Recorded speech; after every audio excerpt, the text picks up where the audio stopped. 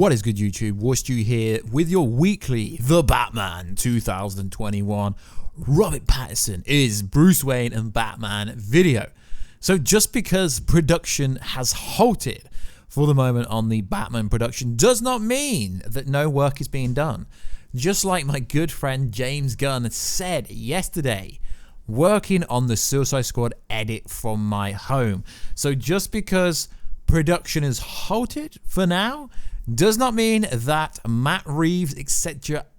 are not working on the project by themselves. So let's get into this video. So if and when we hit 100,000 subscribers, I will be giving away a freaking awesome prize. All you got to do is subscribe to the channel, notifications on, and let me know down below what is going on with this Batman movie and what do you think is going to happen. So we've got a few small stories to talk about in this video. So I was told some stuff from someone that seems to be quite reliable. So take this with a pinch of salt. So apparently a major character is going to die in this movie, which would be very different to any other movie we've had, because we've never had this major character die so early on, or if at all. So I was told that a major character is going to die in this movie, and more specifically, it was going to be Alfred Pennyworth was going to die in the first Batman movie. As we know, Andy Serkis is playing Alfred.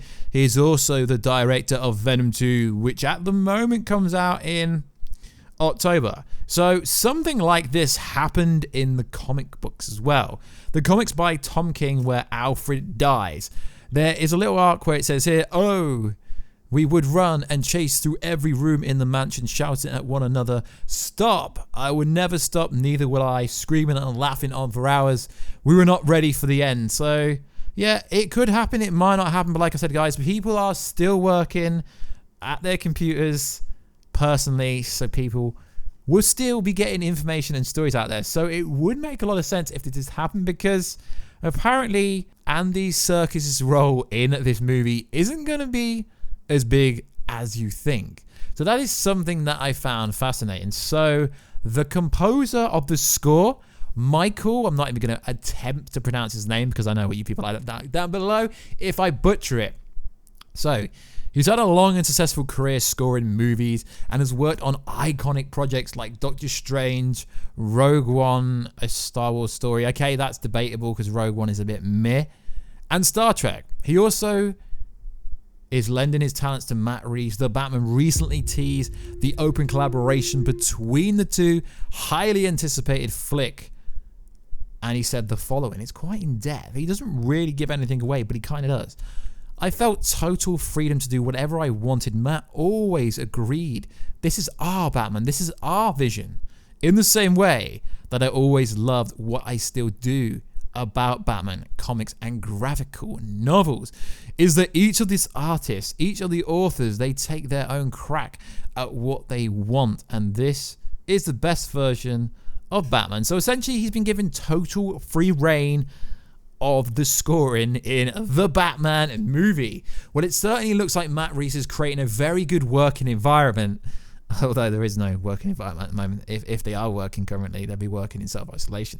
For the cast and crew, the Batman unfortunately is unclear exactly when production will pick up. But what is interesting is, as you know, this is scheduled for 2021 summer. So is this going to delay the movie overall? We don't know, because as we know, they technically started principal photography in January. They were supposed to be shooting till August, so 5 to 6 months. So if they're only delayed for 2 to 3 months, it won't be an issue as long as they can finish filming by January, February-ish.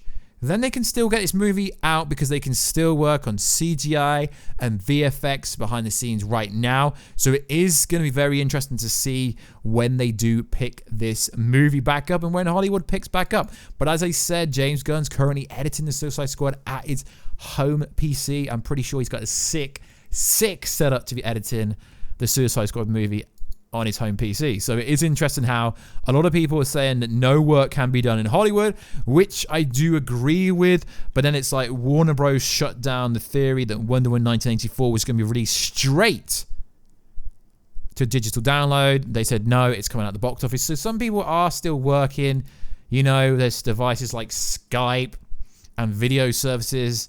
There's FaceTime. So I guarantee people are still working and doing as much as they can from remote hosting, from their PCs connecting to a server elsewhere and doing what they can behind the scenes. So the Batman stories and the Batman videos will be drying up probably because there isn't going to be much to talk about. But I wanted to talk about what this information in this video says. So total freedom of the score, which is interesting. So it's making it seem like Matt Reeves is letting anyone that works on his project have freedom, have creative freedom, which is interesting because that is something that DC took away from Zack Snyder. So if they are truly giving Matt Reeves creative control over their property, which they don't tend to do, sorry DC, you make cool movies, but you kind of hindered Justice League and Batman vs Superman until we got the extended cut.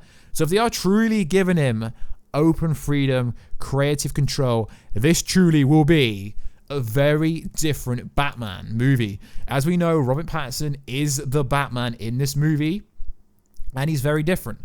But what is interesting about him is since Twilight, he's worked with and done a lot of other movies. A lot of people that are criticizing the casting of Robert Pattinson clearly haven't checked out Lighthouse or any of his newer work that he's done. He's worked with a lot of big actors. He's also in Tenet, which was scheduled to come out this summer and will be delayed. So Robert Pattinson has worked in the industry for a long time, and he seems to have a great sense of humor, which shows in almost every interview that we've watched here on this channel. And although he's mainly known for his role in Twilight, that does not reflect his performance ability. If you look at all the scenes in various movies when he's in a suit, he literally looks like a very good interpretation of Bruce Wayne. Twilight might have been a shadow over his career thus far, but the audience is ready for the next phase of the Batman in Robert Pattinson's career, which I think will be pretty cool. It's not really hard to do a good Batman if you do it right, if you commit properly. Now, we've never really had, and this may trigger some people down below, we've never had a great Batman and a great Bruce in the same movie. Ben Affleck, I think, is a great Batman. Wasn't a great Bruce Wayne. Christian Nolan, you know. In his movie, Christian Bale. In my opinion, Christian Bale was a good Bruce Wayne, not specifically a good Batman. But maybe that was a hinder because of the generation and the year it came out. So, is Robert Pattinson going to be a great Bruce Wayne and a great Batman? I don't know, but if you do look at like how Tenet looks, obviously it's not out yet, and if you look at Lighthouse and a few other projects he's done, he has the accolades to pull off something that not many other Batman actors have pulled off. Either way, this role will make him or break him. So also, recently, we did get the Batman reveal, and obviously the Batman suit looks pretty cool. We got the Batmobile suit, the Batmobile car as well. And if you do look at the back of it, there is an Easter egg, and you see the bat symbol at the back of the Batmobile. And it looks very different to any other bat symbol that we've had. So they are clearly doing something different with this Batman movie. As we know, it's going to fall under the long Halloween storyline and 0 year and year 1. It's going to follow a lot of different comic book stories, which is interesting because if you rewatch, I've recently rewatched the Christopher Nolan trilogy, Batman vs Superman and stuff like that. None of the other Batman movies have really followed the comic books outside of The Dark Knight. And Matt Reeves specifically said he's not going to be following The Dark Knight like everyone else. So this is why it's so fascinating to see what is going to happen. Obviously, we're never going to know what was going to happen when Batfleck was going to take on Deathstroke in his movie, but I think it was a fair decision to walk away. So guys, let me know. I know there's not been too much information in this, although I do think it would be very interesting if they did get rid of Alfred in the first Batman movie. That would be a very different way to take it. It is interesting how James Gunn has been flexing that he's been working on the Suicide Squad edit from home. A major flex, which is interesting because as we know, they've already finished the shooting for that movie. So if you can edit on his home PC, it's going to obviously have a high spec. Then the rest of Hollywood can work from home, so to speak. But obviously you can't shoot a movie. I'm not saying that. You cannot shoot a movie from your home computer and your home studio.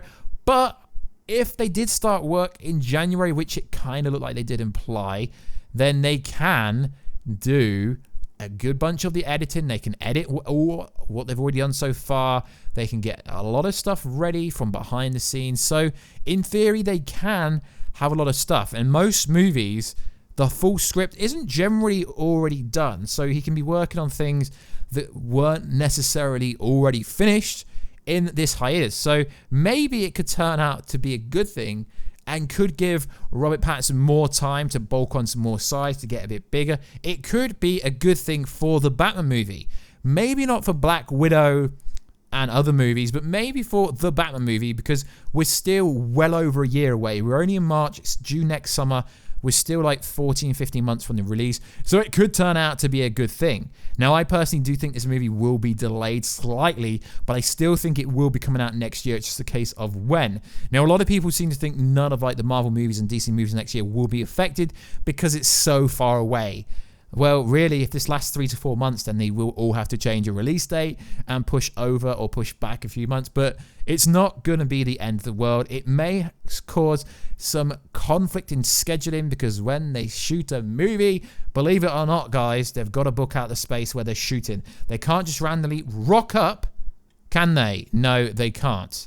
They've got to book locations, staff, and all that kind of stuff. So it is causing massive drama from behind the scenes, so my inside sources have been telling me. So like always, guys, please like, subscribe, and comment. Sorry this video has been more opinionating based rather than factual, but I just want to keep my Batman nights up to date with all the latest and greatest news. So like always, guys, please like, subscribe, and comment. I'll catch you in another video very soon. Catch you later.